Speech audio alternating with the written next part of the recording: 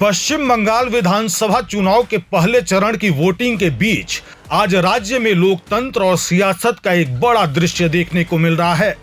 एक तरफ जहां सुबह से ही 16 जिलों की 152 विधानसभा सीटों पर मतदान जारी है, तो वहीं दूसरी ओर देश के बड़े नेताओं की ताबड़तोड़ जनसभाएं चुनावी माहौल को और गरमा रही हैं। पहले चरण के वोटिंग में मतदान केंद्रों पर मतदाताओं की लंबी कतारें देखने को मिल रही हैं। युवा, बुजुर्ग और महिलाएं बड़ी संख्या में अपने मताधिकार का इस्तेमाल करने के लिए पहुंच रहे हैं। चुनाव आयोग ने इस चरण के लिए 44,376 मतदान केंद्र बनाए हैं, जहां कुल 1,478 उम्मीदवार अपनी किस्मत आजमा रहे हैं। मतदान को शांतिपूर्ण और निष्पक्ष बनाने के लिए 2,407 कंपनियां केंद्रीय सुरक्षा बलों की तैनात की गई है। इसी बीच आज का दिन सियासी रूप से भी बेहद अहम हो गया है, क्योंकि मतदान के साथ साथ बड़े नेताओं का चुनावी अभियान भी पूरे जोर पर है।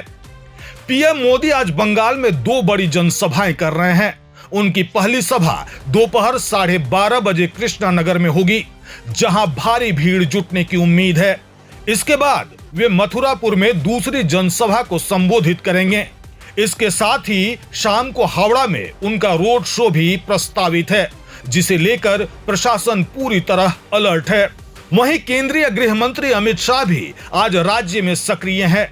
वे हुगली के बालागढ़ में पहली जनसभा करेंगे और इसके बाद आरामबाग में दूसरी सभा को संबोधित करेंगे। इसके बाद उनका मध्यम ग्राम में रोड शो भी तय है। बीजेपी की ओर से यह पूरा अभियान पहले चरण के मतदान के बीच माहौल को अपने पक्ष में करने की कोशिश के तौर पर देखा जा रहा है। वहीं दूसरी ओर मुख्यमंत्री ममता बनर्जी भी लगातार मैदान में बनी हुई हैं।